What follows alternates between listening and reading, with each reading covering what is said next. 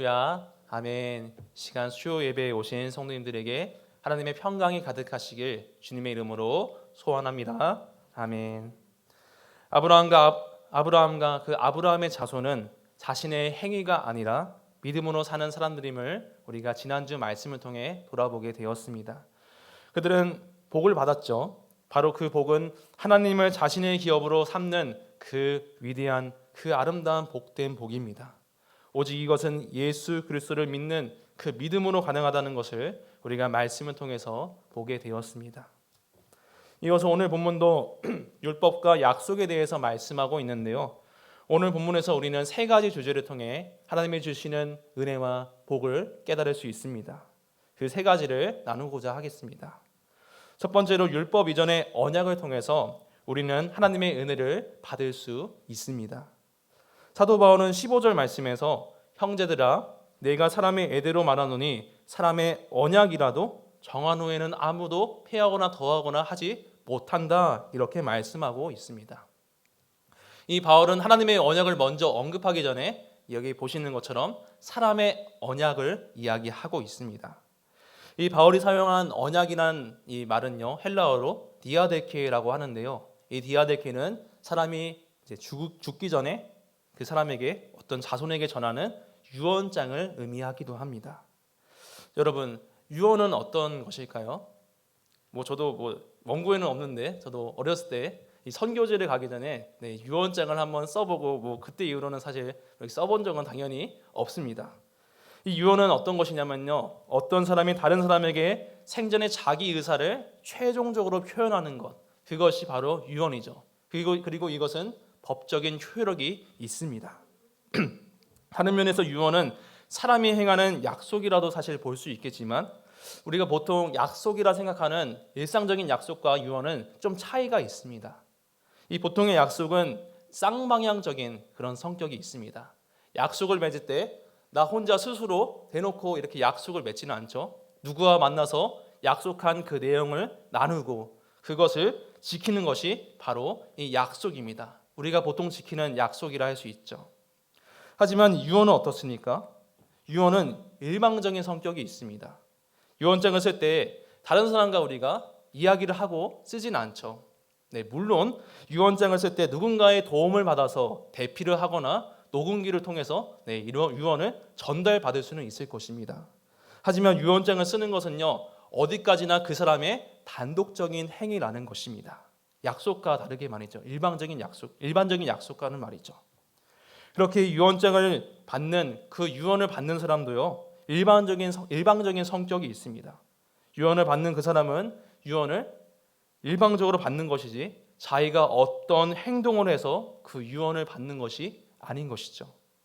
유언한 사람이 정한 그 내용을 따라서 내가 유언을 받는 것입니다. 그것이 유언의 일방적인 성격입니다. 또한 이 유언의 성격에 대해서는 이 불변하는 성격이 있습니다. 이미 유언장을 받은 시점에서 그 유언장의 내용을 바꿀 수가 없는 것이죠.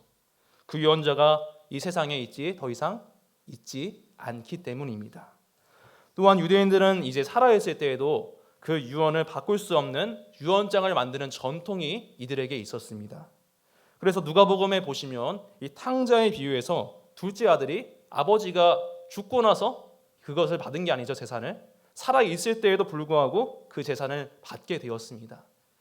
이와 같이 이것이 가능했던 것은 이 유대인들만의 그 유언장의 전통이 있었기 때문이었습니다. 오늘 본문에서 바울도 이 유대인들의 전통에 따라서 이 사람의 언약을 말했는지는 확실히 알 수는 없지만 이 분명한 사실은 유언은 더 이상 바꿀 수 없다는 그 사실, 그 내용이 있는 것입니다. 그러므로 인간의 입장에서도 이러한 사람의 언약, 유언을 바꿀 수가 없는데 하물며 하나님의 언약을 바꿀 수 없는 것이죠. 그렇다면 여러분, 이 하나님의 약속의 내용은 과연 무엇일까요? 오늘 보면 16절은 이렇게 말씀을 하고 있습니다. 이 말씀을 함께 봉독해 보겠습니다. 이 약속들은 아브라함과 그 자손에게 말씀하신 것인데 가리켜 내 자손이라 하셨으니 곧 그리스도라. 아멘. 하나님은 아브라함과 여러 번 약속을 하셨죠. 그리고 그의 자손에게도 약속을 하셨습니다. 이 아브라함과 연관해서 창세기에는 이 자손과 관련된 약속이 있는데요. 그것을 세 가지로 보도록 하겠습니다.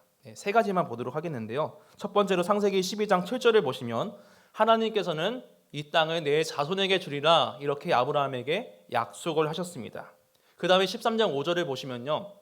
보이는 땅을 내가 너와 내 자손에게 주겠다 이렇게 말씀을 하셨고요. 또 24장 7절을 보시면은 이 땅을 맨 밑에 보시면 내 씨에게 주리라 하셨습니다. 여기서 씨는 내 자손이라는 의미입니다. 이렇게 하나님께서는 아브라함에게 약속을 언급하실 때마다 자손들이 아니고 내 자손으로 계속하여 말씀하고 계신 것을 우리가 공통적으로 발견할 수 있습니다. 그리고 오늘 본문에서도 이 사도 바울 또한 여러 번 자손에 대해서 말하고 있는데요. 이 세 번을 언급하고 있는데 이것을 다 자손들이라고 말하지 않고 자손 이렇게 단수로 언급을 하고 있습니다. 그 이유는 복잡하지 않습니다. 16절에 나온 말씀처럼요. 하나님의 약속들이 가리키는 이 참 자손이 바로 여기 맨 밑에 있는 그리스도 예수님이시기 때문입니다. 물론 하나님께서는 아브라함에게 이렇게 말씀을 하시기도 하셨죠. 내 자손이 모래와 별처럼 무수히 많을 것이다. 그렇게 약속을 하기도 하셨습니다. 하지만 하나님의 모든 약속은 그 너머에 있는 한 분을 향해 있습니다. 바로 그 약속의 대상은 오늘 이 말씀처럼 하나님의 참 자손 예수 그리스도이십니다. 그리고 이 하나님의 참 자손을 통해서 아브라함에게 하신 모든 약속이 이루어지는 것이죠. 그래서 사도 바울은 하나님께서 아브라함에게 약속을 주신 것을 이렇게 표현을 했습니다. 갈라디아서 3장 8절을 보니까 아브라함에게 복음을 전하되 먼저 이렇게 말씀하시죠. 하나님이 아브라함에게 전하신 것은 다름 아닌 복음이었습니다. 그리고 이 복음은 바로 예수님을 나타냅니다. 따라서 하나님의 언약은 한 자손 바로 예수 그리스도를 향해 있는 것입니다. 이어서 바울은 하나님의 약속과 율법을 계속하여 비교를 하고 있습니다. 본문 17절 말씀을 보시면요. 내가 이것을 말하노니 하나님께서 미리 정하신 언약을 430년 후에 생긴 율법이 폐기하지 못하고 그 약속을 헛되게 하지 못하리라 이렇게 말씀을 하십니다. 약속과 율법은 서로 같은 분에게서 나온 것이죠. 바로 하나님께 나온 것입니다. 하지만 약속과 율법에는 분명한 차이가 있습니다. 하나님의 약속이 그 율법보다 먼저 앞서 있다는 사실입니다. 하나님의 언약이 있고 나서 율법이 주어진 것이지 율법이 먼저 있고 나서 언약이 주어진 것이 아니란 뜻입니다. 하나님의 약속에 즉 율법보다 우선권이 있다는 것이죠. 바울은 이 사실을 구약의 과거 역사를 통해서 이야기합니다. 하나님이 미리 정하신 언약이 430년 후에 생긴 율법이 폐기하지 못한다 이렇게 말이죠. 하나님께서 모세에게 율법을 주기 전부터 이미 430년 전에 아브라함에게 약속을 말씀하셨습니다. 성도님들, 지금 갈라디아서 우리가 말씀을 계속 보고 있는데요. 이 거짓 형제들의 문제는 무엇입니까? 이 성도를 미혹하는 이 사람들 말입니다. 그들은 구원에 대해서도 율법의 행위도 우리가 지켜야 한다고 주장을 하고 있습니다. 하지만 만약에 구원을 얻는데 율법의 행위가 반드시 필요하다면 이 아브라함은 어떻게 되었을까요? 아브라함은 구원을 받지 못했을 것입니다. 그가 있기도 전에 그가 죽고 나서 율법이 생겼으니까 말이죠. 이 거짓 형제들의 논리라면요, 자신들의 그 조상, 유대인의 조상이라고 불리는 그 아브라함은 구원을 받지 못한 자입니다. 하지만 율법이 있기 전부터 하나님은 아브라함에게 이렇게 말씀하셨습니다. 그를 믿음으로 의롭게 여기셨다고 말이죠. 그리고 요한복음 8장 말씀에서도 보시면요, 예수님께서는 아브라함이 나의 때를 보고 즐거워하다가 그것을 보고 기뻐했다 이렇게 말씀을 하십니다. 나의 때는 바로 예수님이죠. 즉 아브라함은 하나님이 주신 약속의 복음을 믿으면서 그 믿음으로 말미암아 구원을 받은 자인 것입니다. 물론 혈통적으로 볼 때는 이 아브라함은 바로 예수님의 조상이죠. 아브라함의 후손으로서 예수님이 이 땅에 오셨습니다.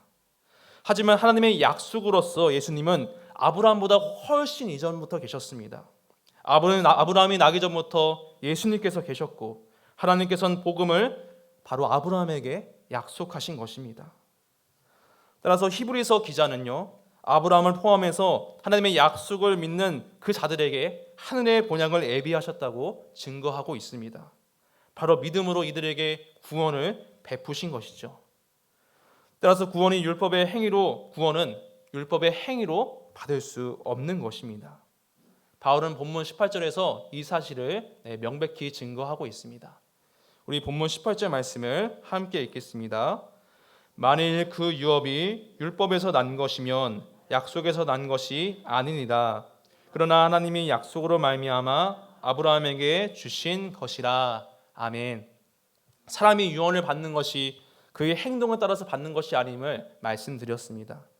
유언의 당사자가 그 유언을 그 사람에게 그 유언을 주는 자에게 일방적으로 주는 것이죠. 마찬가지로 하나님의 유업도 인간의 행위에 따라서 주시는 것이 아니라 하나님의 계획하신 그 말씀, 약속의 근거에서 그것을 주시는 것입니다. 일방적으로 말이죠. 그리고 하나님께서는 오직 예수 그리스도를 믿음으로 그 약속, 바로 구원을 베풀고 계신 것입니다. 사랑하는 성도님들, 하나님은 예수 그리스도를 믿는 자에게 구원을 약속하셨습니다. 이 사실을 믿으십니까? 우리는 이러한 은혜에 안도하면서 바로 하나님께 감사할 수 있습니다. 왜냐하면 만약에 나의 행위를 통해서 내가 구원을 얻었다면 어느 한 사람도 구원을 얻지 못하기 때문입니다. 하나님께서 모든 자에게 구원을 주시기 원하시며 오직 그분의 약속 예수 그리스도를 믿는 그 믿음으로만 이 구원을 허락하십니다. 우리의 행동은 언제나 흠이 있고 부족하고 나약합니다. 하지만 하나님이 정하신 약속을 어기지 않으시고요. 하나님의 약속은 모든 사람이 구원 얻는데 전혀 부족하지 않습니다. 우리가 구원을 받는 근거는 부족한 나에게 있지 않고요. 바로 완전하신 하나님께 있습니다. 그분의 은혜에 있습니다. 그러므로 우리의 삶에도 나의 행동을 믿음의 대상으로 삼는 것이 아니라 오직 하나님이 주신 그 은혜, 완전하신 하나님을 바라보며 그분이 주신 바로 은혜, 그 선물, 예수를 굳게 믿는 우리가 되시기를 소망합니다. 이어서 바울은 19절에서 25절까지 율법에 대해서 이야기를 하고 있습니다. 여기에서는 두 번째로 이제 나눠볼 주제는 율법의 용도라고 할 수 있는데요. 본문 19절에서 바울은 그런즉 율법이 무엇이냐 묻고 있죠. 율법이 뭐냐 하고 이렇게 질문하고 있습니다.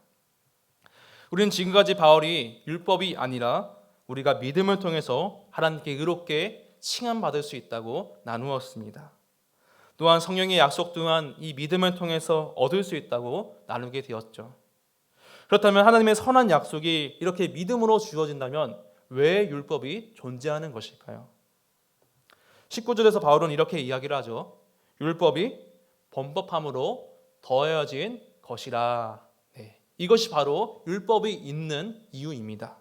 이 범법이란 말이 여러분 무엇입니까? 법을 어기는 것, 그것이 바로 범법입니다.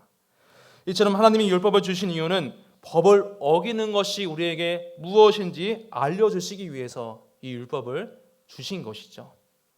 이 법을 어기는 것을 통해 우리에게 알려주신다는 것, 이것이 무슨 뜻일까요? 법을 어기면 어떻게 될까요? 우리는 바로 죄를 짓게 됩니다. 그리고 그 죄를 내가 지었음을 깨달을 수 있는 것입니다. 바로 하나님의 거룩하심을 어기며 이 법을 통해서 나 스스로 우리는 그 법을 통해 죄를 깨달을 수 있는 것입니다. 그래서 사도 바울은요, 로마서 7장 7절에서 이렇게 고백을 하고 있습니다. 그런즉 우리가 무슨 말을 하리요? 율법이 죄냐? 그럴 수 없느니라. 율법으로 말미암지 않고는 내가 죄를 알지 못하였으니 곧 율법이 탐내지 말라 하지 아니하였더라면 내가 탐심을 알지 못하였으리라. 아멘. 이처럼 율법을 통해서 바울은 나의 죄를 알 수 있다고 이렇게 고백을 하고 있습니다. 또한 이어서 바울은 로마서 3장 20절 말씀을 통해서요, 율법을 지키는 사람의 그 한계를 이야기하고 있습니다. 그러므로 율법의 행위로 그의 앞에 의롭다 하심을 육체가 뭐라고요? 없나니 율법으로는 죄를 깨달음이니라 이렇게 말씀하고 있습니다. 따라서 하나님께서는요, 율법의 행위를 통해서 우리를 의롭게 하시려고 그것을 주신 것이 아닌 것입니다. 하나님이 율법을 주실 때 당연히 우리가 이것을 지킬 수 없다는 것을 아셨습니다. 아이러니하죠? 그럼 왜 주신 것일까? 이렇게 생각할 수 있겠습니다. 하지만 바로 그 목적 때문에 하나님은 이 율법을 주신 것입니다. 율법을 통해서 사람이 자신의 죄를 깨닫고 또 비참한 죄인이라는 사실을 알 수 있게 말이죠. 이것이 바로 율법의 용도입니다. 또한 바울은요, 율법의 용도에 대해서 또 한 가지를 오늘 본문에서 이야기하고 있습니다.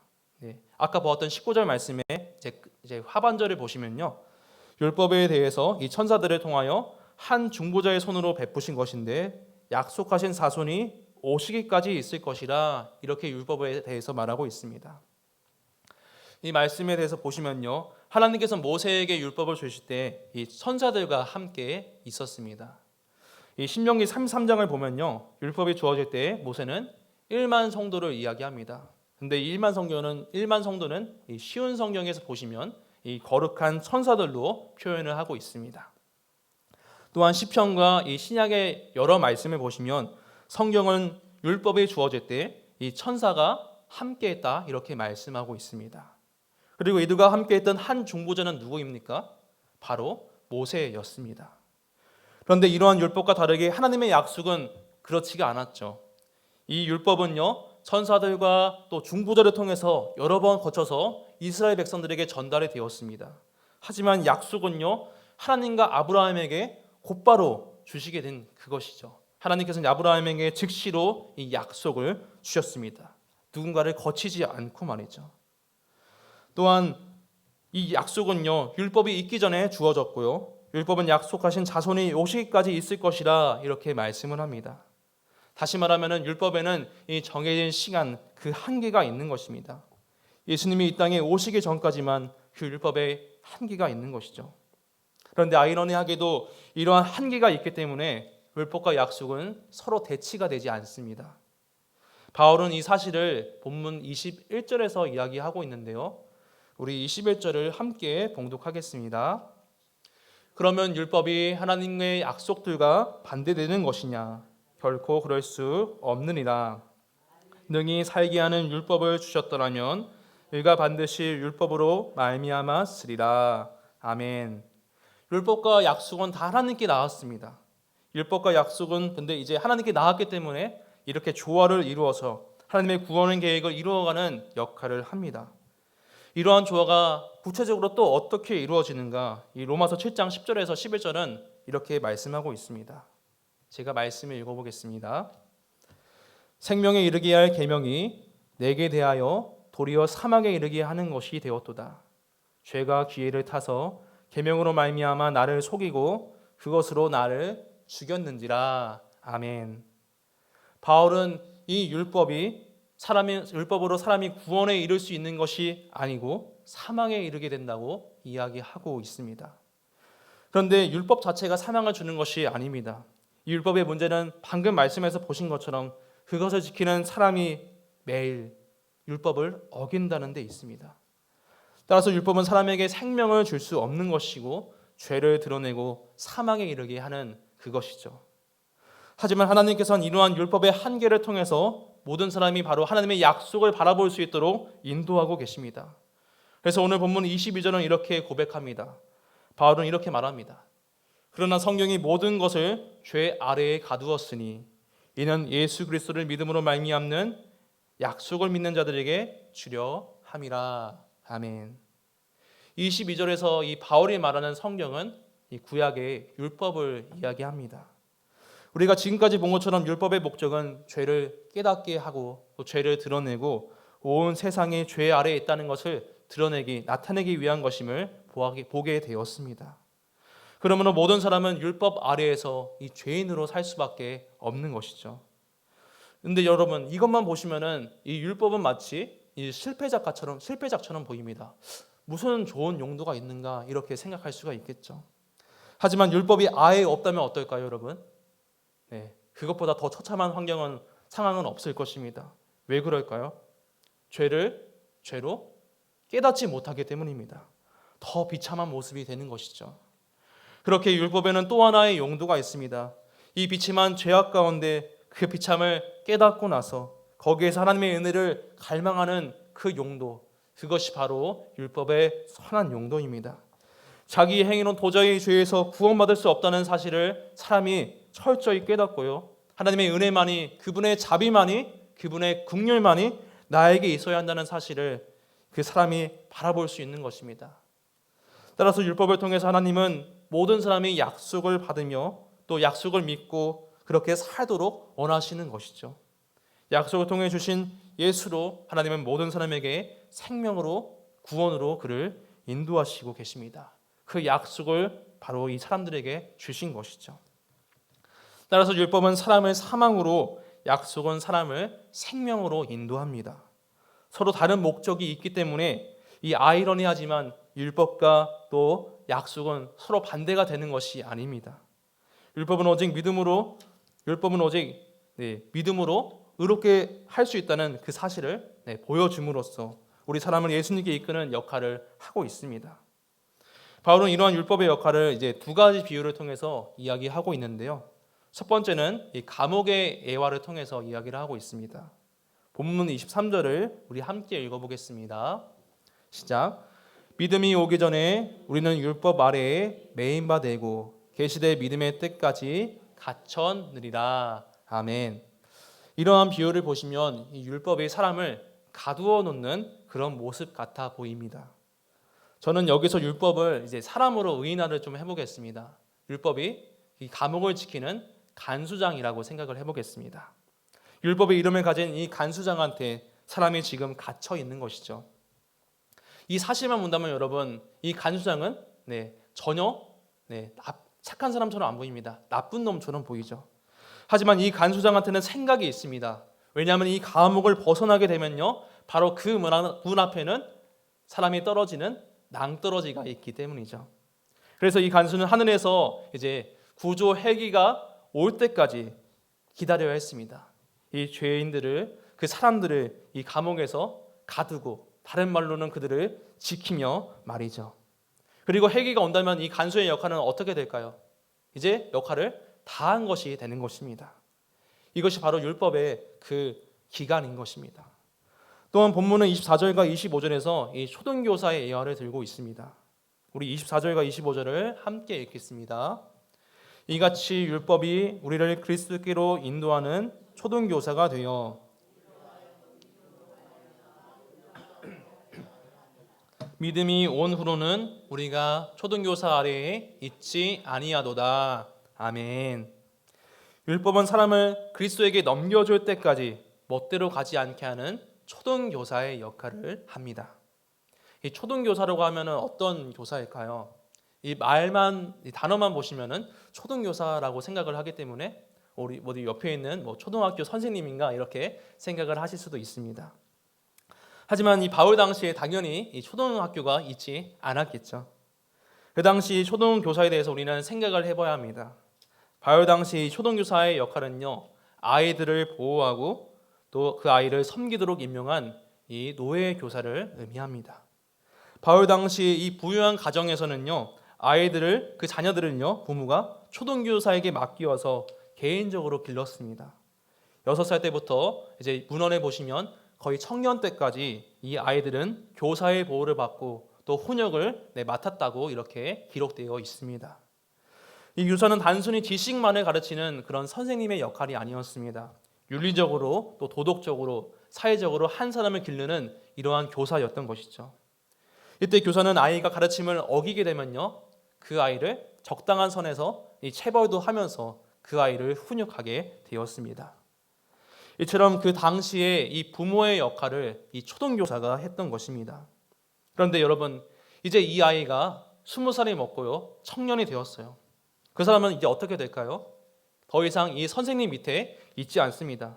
이제 아이가 아니고 이제 성인이 되었으니까 말이죠. 이와 마찬가지로 하나님의 구원 계획 안에서 율법은 자기의 역할에 그때까지만 있는 것입니다. 그 역할은 바로 사람을 예수님께 인도하는 그 역할입니다.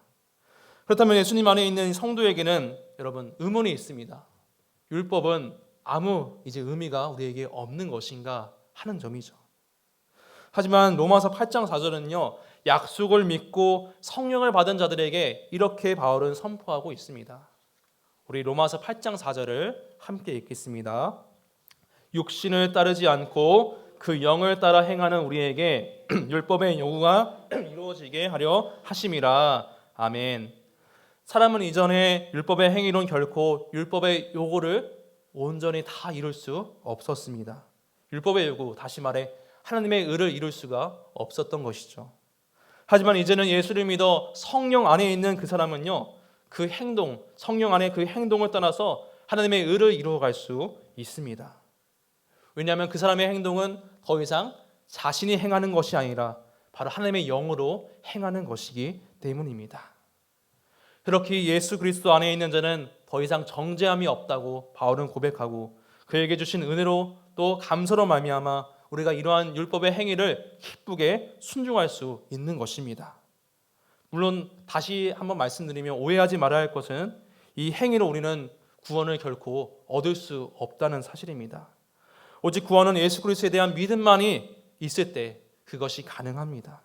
우리는 그 믿음으로 예수님 안에서 하나님의 말씀에 기쁘게 순종할 수 있는 것입니다.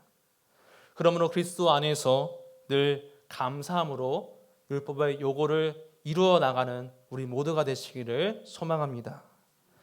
바울은 이제 본문 26절에서 29절까지의 말씀을 통해서 이 세 번째 주제를 이야기하고 있습니다.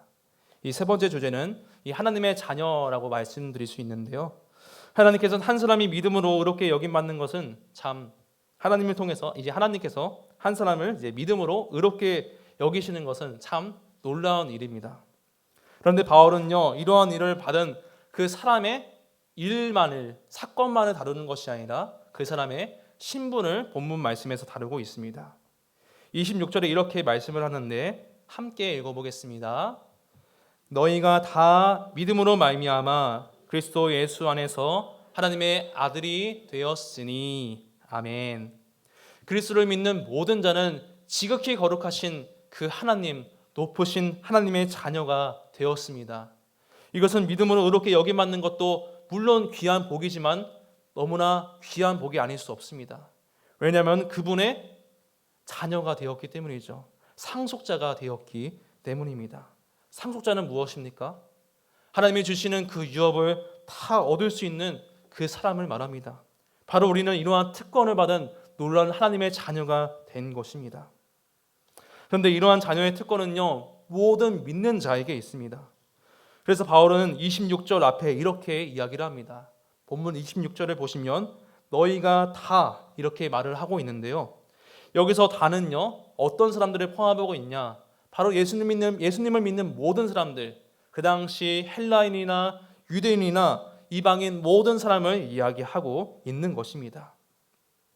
성도님들, 지금 이 갈라디아서를 우리가 계속 보고 있는데요. 논쟁이 되고 있는 것이 무엇입니까? 교회 안에 이 유대인으로서 거짓 형제들이 이방인 성도에게 할례와 율법을 강요하면서 너희가 이것을 지켜야만, 물론 믿음도 중요하지만 이것을 지켜야만 너희가 구원을 얻을 수 있다, 이렇게 거짓 미혹을 하고 있는 것이죠. 여기에는 이 유대인들의 특권 의식이 있는 것을 우리가 보실 수가 있습니다. 자기들처럼 이방인 성도 너희들 또한 우리와 같은 유대인으로서 살아가야 하지만 너희가 구원을 받을 수 있다, 너희가 할례를 받아야지만 하나님의 백성이 될 수 있다, 이렇게 이야기를 하는 것입니다. 이러한 특권 의식은 이 교회를 어지럽게 했을 것이 분명합니다. 흔히 말하면 요즘 편가르기라고 하죠. 갈라치기라고도 하는데요. 교회 안에 유대인과 이방인을 서로 가르고 누가 하나님의 참 자녀인지 서로 분열하게 만들었던 것입니다. 그런데 바울은 이러한 위험성에 대해서 하나님의 자녀가 모두 예수 안에서 하나인 것을 가르치고 있습니다. 우리 함께 28절 말씀을 봉독하겠습니다. 너희는 유대인이나 헬라인이나 종이나 자유인이나 남자나 여자나 다 그리스도 예수 안에서 하나이니라. 아멘. 바울은 이 말씀을 통해서 당시에 있던 이 차이의 문제를 지적하고 있습니다. 어떤 차이입니까? 유대인과 헬라인은 인종의 차이죠. 또 종이나 자유인은 이 계급의 차이입니다. 또 남자나 여자는 성별의 차이인 것을 이 말씀을 통해 보실 수가 있습니다.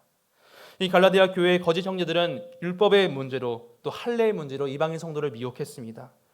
우리는 여기서 교회 안에 인종적인 그런 분열, 그런 갈라치기, 차별의 문제가 있는 것을 보실 수가 있습니다. 또한 이 할례 문제를 통해서 어떤 것을 우리는 발견할 수 있을까요? 네, 할례 문제를 통해서 이 유대의 거짓 형제들은요, 오직 남자만을 위해서 바로 복음을, 또 거짓 복음을 이야기했다는 것을 알 수 있습니다. 그들에게는 여성은 안중에 없었던 것이죠. 또한 오늘 본문에서 잘 이제 드러나진 않지만 이 계급에 대한 문제도 바울 당시에 있었습니다. 그것을 이제 빌레몬서를 통해서 우리가 알 수 있죠. 이 빌레몬과 오네시모 간의 이 이야기를 통해서 우리가 그 계급의 문제 또한 알 수가 있습니다. 이러한 인종과 계급, 성별은요, 교회를 분열하게 만들고 하나님의 자녀가 하나가 되지 못하게 만들었던 것입니다. 그리고 갈라디아 교회는 이러한 위기를 지금 겪고 있는 것입니다. 성도님들, 이러한 어려운 교회, 위기 가운데 있는 이 교회가 어떻게 그 위기를 극복할 수 있을까요? 분열하고 있는 이 교회가 어떻게 다시 하나가 될 수 있을까요?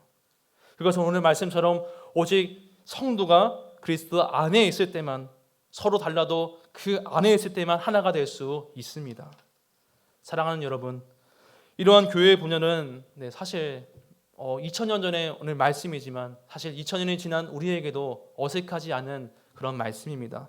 여전히 이 땅에는 무엇의 문제가 있습니까? 물론 여러 가지 많은 문제가 있겠지만 오늘 본문에서 증거한 이 인종의 문제, 또 성별의 문제, 또 계급의 문제가 있을 것입니다. 물론 이 당대처럼 주인과 종 더 이상 이런 봉건적인 계급은 우리에게 있지 않겠지만 우리에게는 보이지 않는 이 자본적인 또 사회적인 계급이 있습니다. 그런데 성경은 이런 것을 철폐하려고 이야기를 하는 것일까요? 그런 것은 아닙니다. 하나님께서는 여러 인종으로 우리 사람을 창조하셨고요. 또 남자와 여자를 각각 지으시고 주인과 종이 있는 것을 말씀을 통해 인정하셨습니다. 앞으로도 이러한 차이는 당연히 있을 것입니다. 그런데 우리는 이러한 차이를 인정하면서도 하나님의 자녀는 이러한 차이들 가운데 서로 차별하고 서로를 좌지우지하지 말아야 합니다. 왜냐하면 우리가 하나님의 자녀인 것은 내가 누구랑 달라서 누구보다 더 나은 계급이 있기 때문에, 누구보다 더 나은 어떤 인종이 있기 때문에 그렇게 되는 것이 아니기 때문입니다. 바로 우리가 하나님의 자녀로서 이 하나님의 자녀가 되는 것은 오직 예수 그리스도만이 그 이유인 줄 믿습니다. 다른 이유는 더 있지 않습니다. 사랑하는 여러분, 만약에 혹시라도 전에도 있지만 나의 안에 여전히 우월의식과 이 편견이 있다면 그것은 오직 우리가 어떠한 문제가 있기 때문에 그런 것일까요? 바로 우리가 예수 그리스도 안에 온전히 지금 있지 못하기 때문일 것입니다. 우리는 오직 그리스도 안에 있을 때 바로 서로가 서로를 인정하며 모든 사람과 하나가 될 수 있습니다. 예수님께서는 가난한 사람들, 병든 사람들, 그리고 그 당시 천했던 이 여인들과 만나시고 또 이방인들과 만나셨고 죄인들의 친구가 되어주시고 우리를 위해 십자가에 죽는 일을 멈추지 않으셨습니다. 특별히 오늘날 인종과 계급, 이 성별의 다툼으로 심각한 이 세상 가운데 교회가 주님 안에서 모두가 하나가 되는 그 모습이 늘 보인다면요, 이 세상은 바로 하나님을 볼 수 있을 것입니다. 그러면 우리도 하나님의 자녀로서 주님 안에서 하나가 되기를 늘 소망합니다. 그러한 교회로 늘 세워져 가기를 축복합니다. 우리가 그리스도 안에 있다는 것은 지금 현재를 위한 것이기도 합니다. 하지만 이것은 단순히 지금만을 위한 것이 아니고 영혼을 위한 것이기도 합니다. 오늘 본문 끝으로 29절 말씀을 우리 함께 읽겠습니다. 시작. 너희가 그리스도의 것이면 곧 아브라함의 자손이요 약속대로 유업을 이을 자니라. 아멘. 우리가 그리스도의 것, 그분의 소유라면요, 하나님은 그 자녀에게 약속하신 유업을 이룰 수 있게 하십니다. 이 유업은 하나님이 약속하신 그 은혜의 모든 것들을 말합니다. 그 은혜의 것들을 우리가 다 일일이 나열할 수는 없겠지만 설교를 맺으며 우리는 이 은혜가 무엇인지 세 가지를 통해서 볼 수가 있었습니다. 첫째로 하나님께서는 율법 이전에 언약을 주시어서 우리에게 은혜를 주셨습니다. 율법의 행위는 결코 구원을 얻을 수 없으나 하나님은 그 이전의 약속을 통해서 모든 자에게 구원을 주시는 그 은혜를 베푸셨습니다. 즉 우리는 나의 행위가 결코 아니요 하나님이 주신 그 은혜, 바로 예수 그리스도를 믿을 때만이 구원에 이를 수 있습니다. 또 구원을 받는 것이죠. 두 번째로 우리는 율법의 용도를 통해서 우리의 죄를 깨닫고 그리스도를 바라볼 수 있게 하고 이제는 성령을 따라 율법의 요구를 온전히 이루어갈 수 있는 그 은혜를 받았습니다. 이제는 율법의 행위에 따라서 하나님의 의를 전혀 이룰 수는 없었죠. 하지만 이제 예수 안에 성령을 따라서 율법을 행하는 그 사람은요, 하나님의 의를 온전히 이루어갈 수 있습니다. 그분을 온전히 기쁘게 하실 수 있는 것입니다. 끝으로 주 안에서 성도는 하나님의 자녀가 되어 이제 하나가 되었습니다. 인종과 계급, 성별, 그 밖의 모든 차이는 우리 하나님의 자녀를 좌지우지하지 못합니다. 예수 안의 성도는 후권이 있어서 모두를 용납하고 또 하나가 될 수 있습니다. 그것이 바로 우리가 오늘날 문제가 있고 또 갈라서는 그런 교회 가운데 유일한 회복의 구원의 해법일 것입니다. 그러므로 하나님의 은혜를 따라서 그분의 뜻을 늘 행하시며 주님의 소유로 우리 모두가 하나가 되어 하나님의 유업을 끝까지 이어받는 복된 성도님들 되시기를 주님의 이름으로 간절히 축원합니다. 아멘.